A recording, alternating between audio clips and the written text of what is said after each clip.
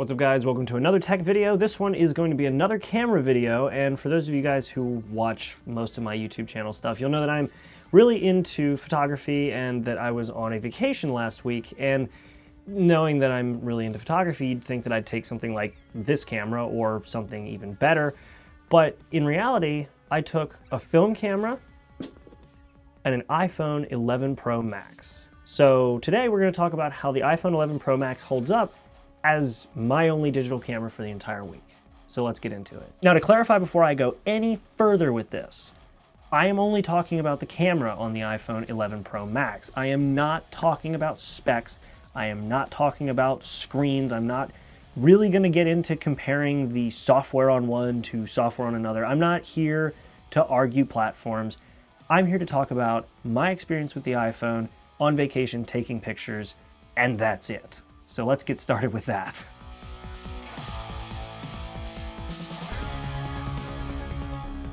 So I mentioned in previous videos that when I carry around any of my cameras, I carry three main lenses with me. I carry a zoom, I carry a standard, and I carry a wide. And I actually talked about this when I talked about the iPhone 11 Pro previously as well. And the reason why I do this is because generally when you carry a zoom lens, you can get a lot closer to something without having to actually step up or move any significant distance. And I usually carry a 50mm, which is my standard, because that on a full frame camera is the same focal distance or similar focal distance to your eye.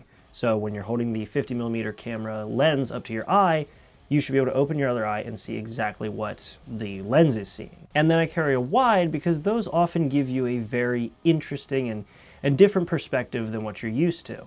Well, on the iPhone 11 Pro Max, whether you love it or hate it, you get a zoom, you get a medium, and you get an ultra wide. Ultra wide is much wider than most of the wide lenses that I shoot on, so it did take a bit of getting used to, but for the most part, it gave me the three lenses that I would have normally taken with me if I were to have brought my digital camera. In fact, I actually brought my Pentax with me for film, and it pretty much had the same setup, a medium, a wide, and a zoom. Now, of course, I can already hear the comments saying there's no way you'd be able to get the same amount of detail. The shooting environments are never going to be right for an iPhone. They have to be exactly perfect to get the best shot.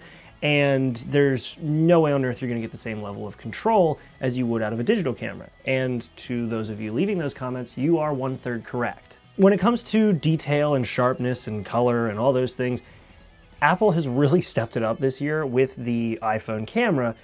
It gets you some of the best colors I've seen, and a lot of people don't really like the colors that come out of the iPhone, and I can see why. As a photographer myself, I like the more neutral colors. I like the colors that are more true to life, more true to how a camera would actually take them, whereas something like the Galaxy S10 or the Google Pixel may opt for something a little more saturated and pleasing to the eye without having to do any editing. But in my experience, I have actually really enjoyed the colors and the clarity and the sharpness. Oh my God, the sharpness that comes out of this thing is insane. The amount of color is awesome, but I mean, the sharpness just takes the cake. Like, look at this one image that I took of my dog before I left, and you can zoom in and see so much detail in the fur.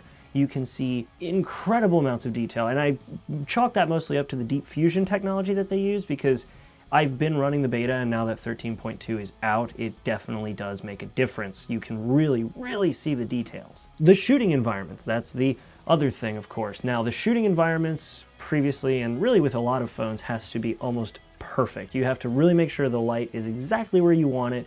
You have to make sure that there are a ton of things that just line up perfectly to make sure that the shot you want comes out the way you want it to. But with the introduction of the night mode on the iPhone 11 Pro Max, and with the significantly wider dynamic range and the high dynamic range processing that these use, you really can get a great shot in most places. In fact, portrait mode was something I didn't expect to work in a lot of places, because when you start adding things like in this photo of my girlfriend where you have this fencing behind her that definitely should have thrown it off, and in this picture of me where my hair is just, forget it, there's no way it would catch that. It does. It's way better than it used to be, and especially with the three cameras instead of the two, you really do see a difference in the ability to cut it out, the ability to actually really get those details in most environments, and more environments than what I was previously used to on my iPhone XS Max, and even going further back as like the 10 and the 6S and the 7s. Now, I did say that you were 1/3 correct, and that final third that you are correct in is the level of control. You are 100% correct if you left a comment saying that you don't get the same amount of control as you do with a digital camera. But I don't really care because this thing actually gets the shot right most of the time. And if you're like my girlfriend, if the first shot isn't done right, take 18 more of them and you'll probably get one that's right. Now, I don't advocate for that style of photography or taking pictures in general. You want to get the shot in your head before you get it on film or digital. But in the instance of something like the cameras on this is a digital camera, and digital is meant to be used in excess in a way. You can take a lot of photos and not have to worry about, running out of film. And chances are with something like this, it's gonna get one of those shots right. And in a lot of cases, it will get those shots right on the first try. So yes, you don't have the same amount of finite control over things like shutter speed and ISO and your aperture, especially the aperture, which I'll give Samsung credit on. Having the variable aperture and a pro mode is actually really nice, but I would take the adjustable ISO because Apple does tend to crank the ISO a bit more than I like and favor denoising over just leaving the shutter open longer to get a cleaner image. But one of my go-to tools if you want more control like that is the Moment app. Now, yes, I know that's not the default camera app on the iPhone, but for those of you who are actually really serious about photography and want to get into it with an iPhone for some reason instead of something like this camera, download the Moment app. Yes, it costs money, but you get a full amount of control, even down to the level of being able to pull focus manually. So yeah, you can't get the same amount of control as you would out of a proper DSLR on something like the iPhone, but you do get a much better experience with less effort, as odd as that sounds to say, because I'm a huge fan of putting the effort in to get the good shot, but if I can be lazy and just snap a few pictures, that's great. Because, for example, take a look at a lot of these photos that I took over the weekend with the wide angle. Now, the wide angle is sort of the odd child out with this camera because you don't get the same level of clarity in lower light environments. In fact, you don't get night mode in the lower light environments either, which kind of sucks. I think it would have been cool to see a low light in an ultra wide, but with the very small aperture compared to the other lenses, I can see why they went with just doing daylight photography. However, giving you this wide angle with all the same HDR processing, with the video, which I'll talk about in a minute, and with all of the same features minus night mode as you do with the other lenses, it makes a world of difference and it's very cool to play around with. I've always loved taking wide photos, but being able to get something this wide on a phone is just insane to me and I love it. As for the other two lenses, I expected them to be as good or better than the previous generation, and they definitely didn't disappoint. The clarity you get out of both lenses, especially with the wide aperture on your 28mm equivalent lens, is just awesome. You get so much light coming through. All of these images were taken without a flash, and I love the fact that, I know Google made this comment, but I feel like the iPhone is in the same boat where you can pretty much just use the flash as a flashlight because you don't need to really use it at all when you take pictures. Like, all of these were taken either in night mode or just with the standard processing that the iPhone thought was correct. Now, when it comes to things like video, that was the other thing that I felt like I would be pretty naked without a digital camera. I thought that I would really be missing out without it, but the fact that I can get 4K at 60 frames per second on this camera on every single lens, including the front facing, just blew my mind. Every single lens, and the stabilization is nuts. These shots were all done handheld. It was like right at the very end of the vacation that I started using my Osmo gimbal, but everything else was done handheld, and it was just me taking what I know how to do with a camera and applying it to shooting it on my phone because there was so little difference with the level of stability and the level of clarity. And 4K at 60 is great because you can slow things down and make them look really pretty like this.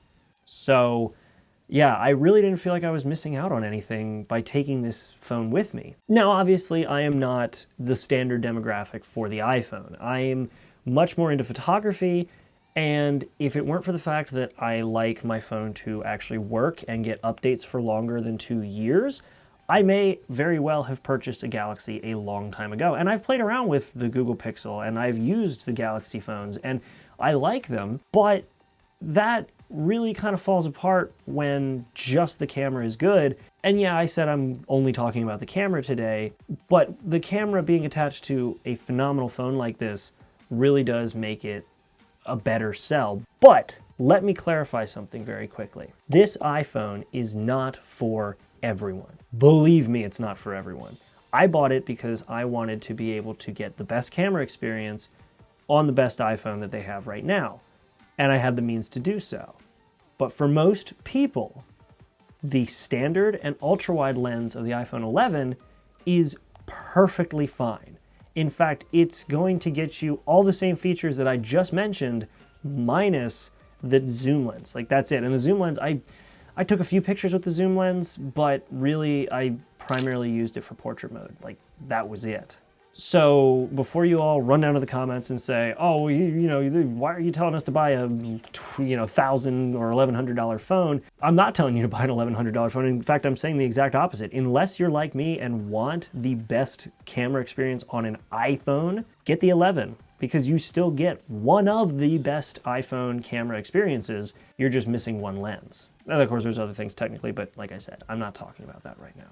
Overall though, using the iPhone 11 Pro as my main digital camera out and about with, vacation photography, I felt like an average consumer when it came to taking pictures. Most people take pictures on their iPhones nowadays, and I'm the odd one out taking pictures with a digital camera. But overall, when it comes to that, I actually really enjoyed having the perspective of taking a digital picture on a phone instead of a digital camera, because it made me realize that camera phones have gotten really good. iPhone's gotten really good, the Pixel's really good, despite the fact that they didn't give you an ultra wide and the rest of the phone is garbage. Samsung cameras are really good. Like, cameras in general on phones are getting really good. Now, I don't think they're gonna get to the point of replacing one of these, but I definitely think that we're getting very close to it being a lot of people's first cameras for Instagram photography and even something more advanced than that. And before you guys make comments down below saying how you would definitely be able to tell a difference between the iPhone videography and the regular camera that I shoot on, these videos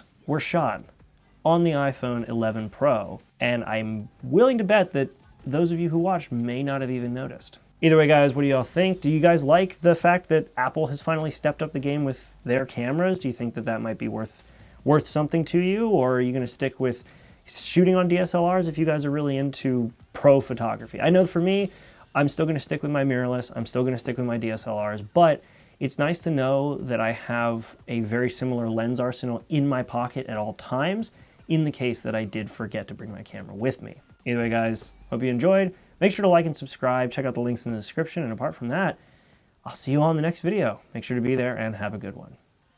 Hey guys, just hopping in at the end here. Thanks for watching through the whole video. I hope you enjoyed it. I do still have merch. I've actually had it for quite a while, but not a lot of people know about it or care.